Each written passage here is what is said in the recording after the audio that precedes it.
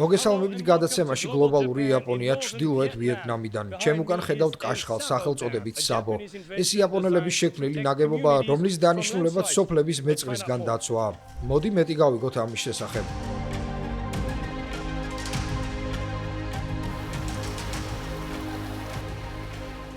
ლანგშონის პროვინციის მთებში შეყუშული სოფელ პიენგის ცხოვრება ოდითგან მემჭიდროდ უკავშირდება იმ მდინარეს, რომელიც სოფელს გვერდით ჩაუდის. თუმცა 2017 წელს სოფელში მეწყერი ჩამოწვა.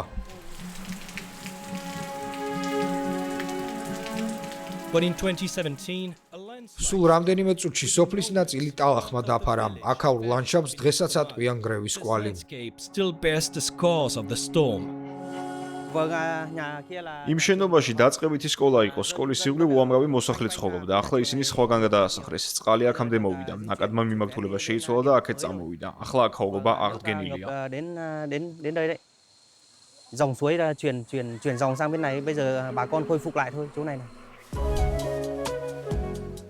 გასულ წელს ვიეტნამში იაპონიის საერთაშორისო თანამშრომლობის სააგენტო ჯიკას დახმარებით პირველი საბოს კაშხალი გაიხსნა. იაპონურად საშლამია, ხოლო ბო დაცვას ნიშნავს. ეს კონცეფცია, რომელიც საუკუნეზე დიდი ხნის წინ შეიმუშავეს, ძლიერი წვიმის დროს წყალს გადინების საშუალებას აძლევს, მაგრამ კლდის ნამსხვრევებსა და ნაშალს აკავებს.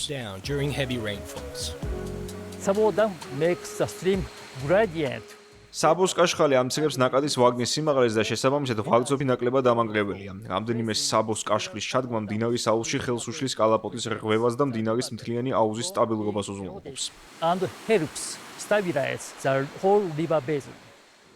და მთელი დაბლობის დაცვაა შესაძლებელი?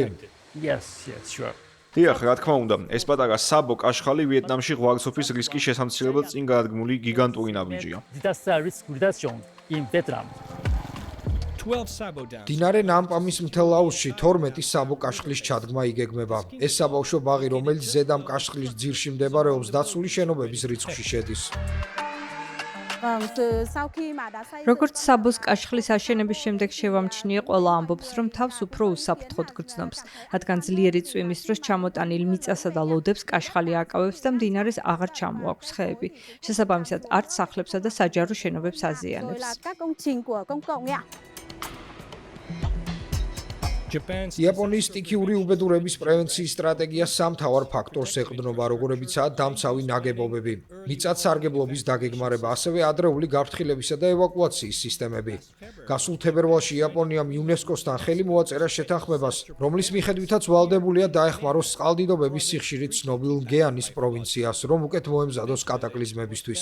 ეს სოფელი 2025 წელს წყალმა წალეკა. მდინარის დონე ერთ დღამში 15 მეტრით მოიმატა. წყალი სწრაფად იმატებდა და ეს ხიდი მთლიანად დაფარა. 10 წუთის შემდეგ კი ხიდი უბრალოდ წაიღო. ჩვენს სოფლებს წყალდიდობამ ნაკლები ზარალი რომ მიაყენოს, აქაურებს დიდი სურვილი აქვთ მომზადება გაიარონ, რათა იცოდნენ თუ როგორ აღკვეთონ სტიქიური უბედურება ან რა გააკეთონ თუ მაინც მოხდა. ხალხი ითხოვს ადრეული გაფრთხილების სისტემების დანერგვას, რათა დროულად დაიჭერონ თადარიგი.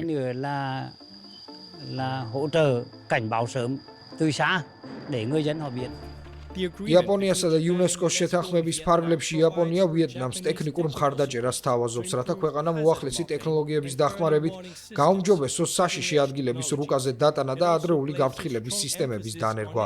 შეთანხმება ყურადღებას ამახვილებს განათლებაზეც, რათა მუდმივად უხსნიდნენ ხალხს თუ როგორ უნდა მოიქცნენ სტიქიის დროს. მდინარის გადაღმა ეს საკლასო ოთახები 2 მეტრის სიმაღლის წყალმა დატბორა. ძალიან ცუდად ვგრძნობდი თავს, რადგან ყველა სახლი განადგურდა და რაც ჰქონდა წყალმა წაიღო. აღარ წიგნები ჰქონდა და არც რვეულები რომ გვესწავლა. პროგრამა ითვალისწინებს სემინარებს, რომელთა ფარგლებშიც ევაკუაციის ჩატარებას პრაქტიკულად ასწავლიან. იაპონია იმედოვნებს, რომ ამ საკითხში თავის დიდ ექსპერტულ ცოდნას ვიეტნამსაც გაუზიარებს. იაპონიას ხშირად უწევს სტიქიურ უბედურებასთან გამკლავება და ამ მხრივ ძალიან დიდი გამოცდილება აქვს. დიდი იმედი გვაქვს, რომ კატაკლიზმების მართვის ამ ფასდაუდებელ გამოცდილებას იაპონიისგან ვიეტნამიც ისწავლის. როგორ ემზადებით? დღეს ჩატარდება წვრთნა. დიახ, გამომყევით და გაჩვენებთ, რას ვაკეთებ.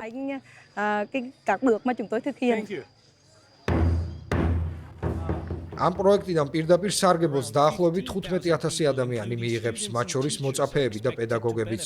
ასეთ წვრთნებს უამრავი სიცოცხლის გადარჩენა შეუძლია. იუნესკო და იაპონია ამ მოსაზრებას იზიარებენ.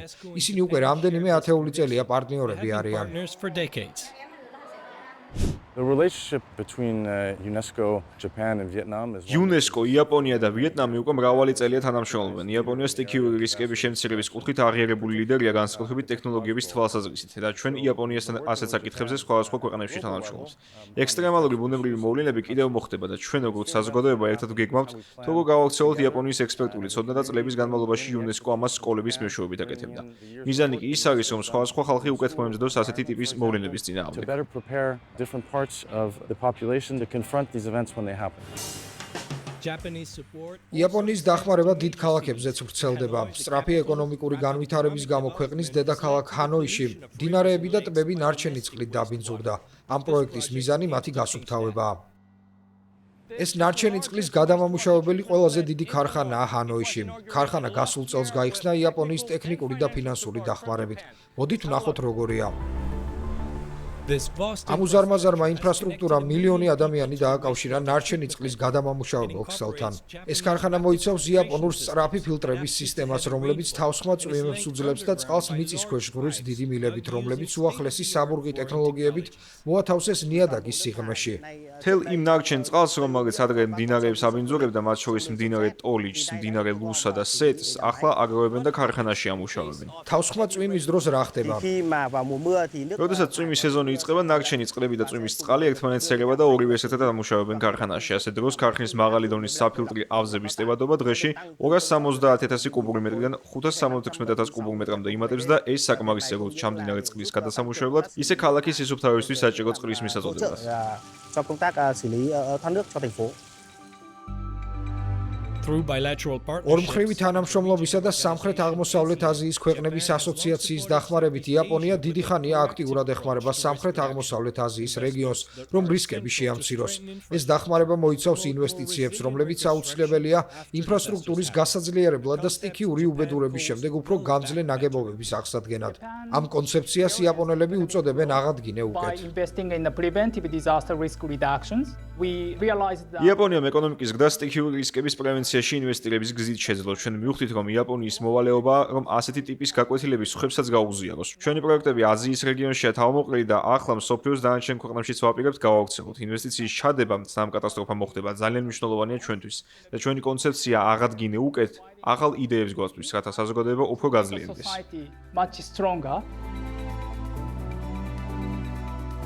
And that's it for this. დღეს სულ ეს იყო. დიდი მადლობა რომ გვიყურეთ. Thanks for watching.